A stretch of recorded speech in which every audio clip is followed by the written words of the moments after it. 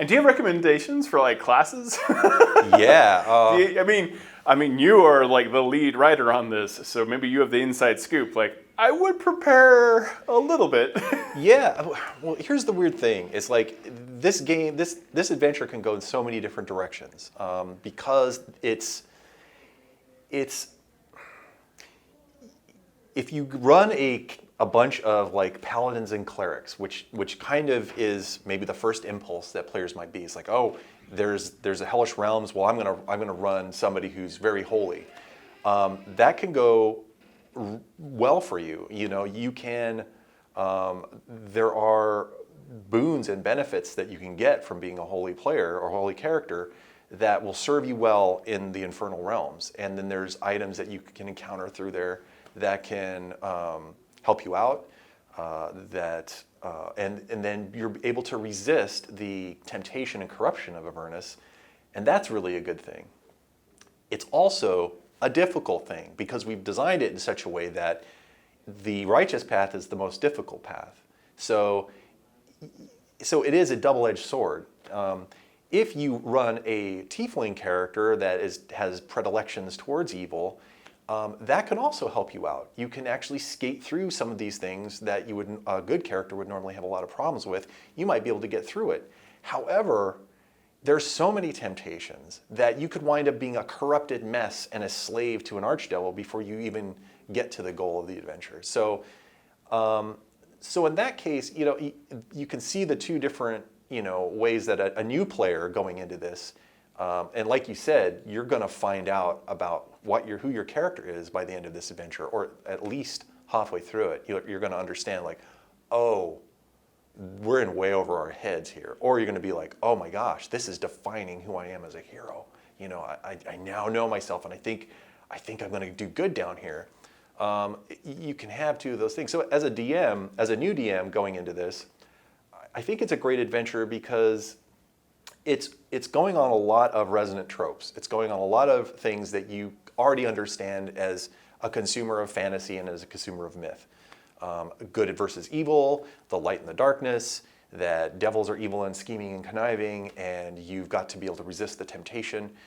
People all across the world understand that. So, and this story and this campaign hits on that note. So if I just come to D&D for the first time and I'm like, I want to run an adventure, I get it. I already get the premise of this adventure, and I already understand how to run it as a storyteller. So it's not something that's so abstract. Like if I was a new player and I wanted to play like a really obscure world that we have in D&D, then I'm like, I don't really understand this. I don't understand who these people are and why are they mad at them, and is this sci-fi, is this fantasy? Like I'm not sure really where I'm at. Like Eberron might be a little bit difficult for a first-time DM to run. If you can tell them like it's about noir, detective noir pulp, and then they're like, okay, I get that, I understand that, then they might be able to muddle their way through Eberron. There's a lot of kind of upfront reading you have to do, understanding like, what is the last war about, what is Corvair? Because that's a political intrigue. Yes, yeah, and there's, you know, okay, you can think of the Dragonmark houses as corporations, and they're evil, and they're trying to get as much, you know, so we're trying to keep resonant stuff in that new players to the game can get, so that they at least have something to hold on to as they go on their crazy quest of imagination.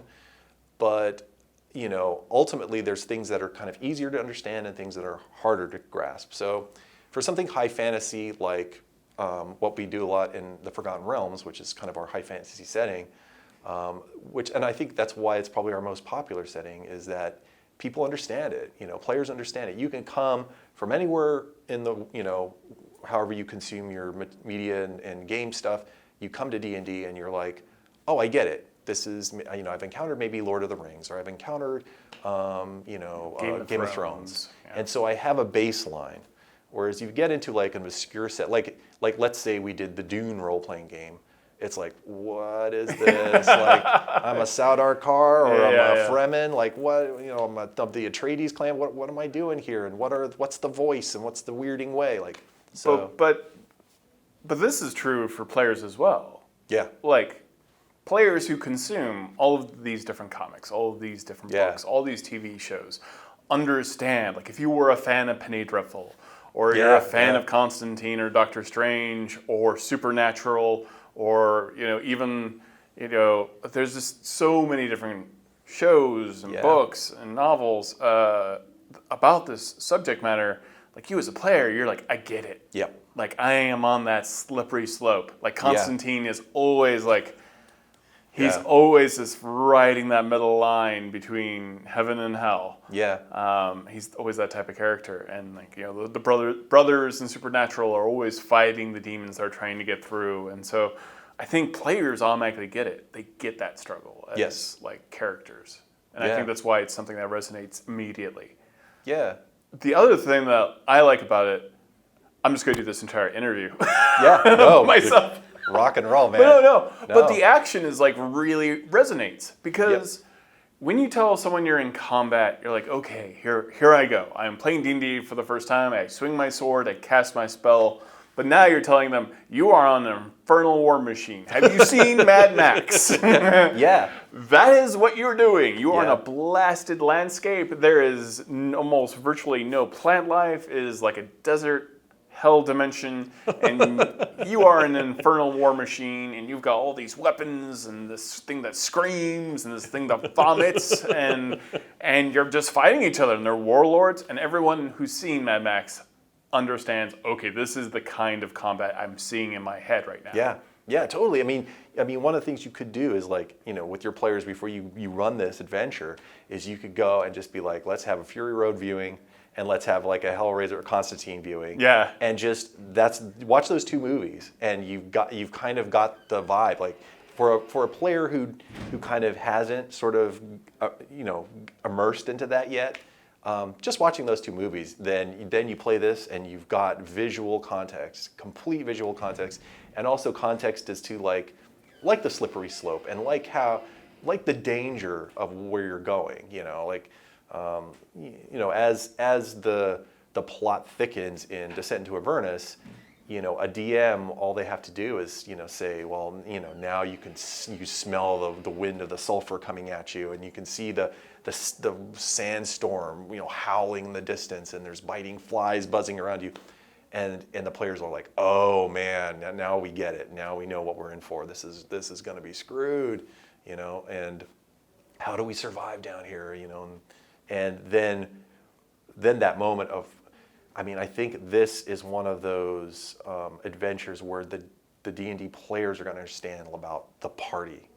Like the party working together, like how powerful it is that we stick together and we help each other, and taking rests and making sure that nobody gets separated off, because one of the things we're trying to do in Avernus is to make it scale is different down here.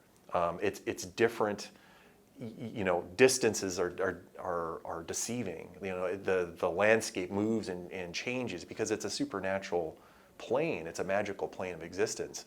So the feeling that you're small and you're out of your own element and you're sort of alone in this, it's a predatory realm, and it's an arcane predatory realm. Like, it's coming at you from the supernatural.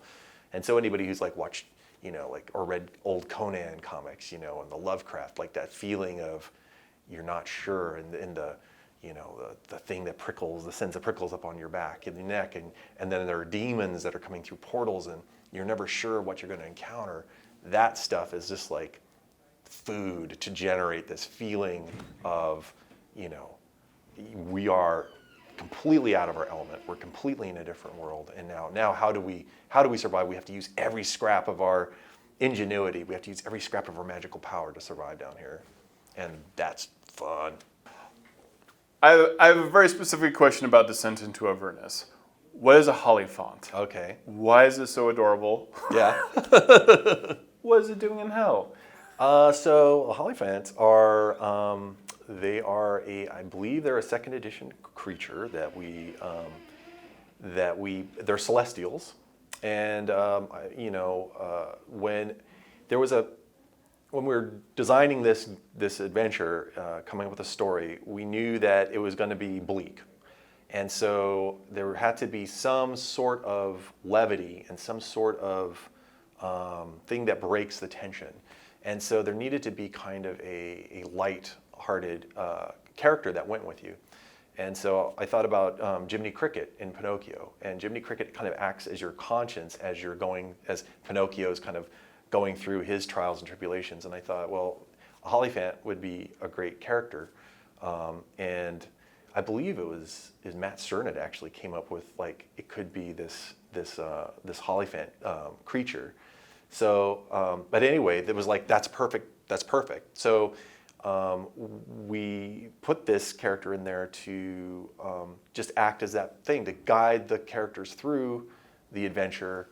And so then in the next part of it was in the story, we connected it to sort of the main plot line that the Hollyphant was once connected with Zariel, the Archdevil. And she's lost the Hollyphant in this is called Lulu. She's adorable, but she's lost her memories. And she doesn't know, she has vague recollections of things. So when you go to Avernus, this Hollyphant is there to kind of guide you. And she's also a celestial being, so she's pure of spirit. So she's reminding you in times of temptation, like, oh, don't do that, stay away from them. Is that the official canon voice? It could be, yeah. Lulu? Whoa, don't do that. So that is it's a tool for the DM to either dissuade characters from making bad choices and add humor and add levity and add fun and laughs. But yeah, that's where Lulu evolved from. So it's an old D&D monster from way back, and they are quite powerful as written in the second edition, or is it the second Monster Manual 2? It's one or the other. I'm unclear on that, but they're quite powerful. But Lulu, since she has lost her memories, she's been nerfed a bit, so she's not as powerful. But as you go through and as Lulu starts to regain her memories, she becomes more and more powerful and more of a presence, and stays adorable.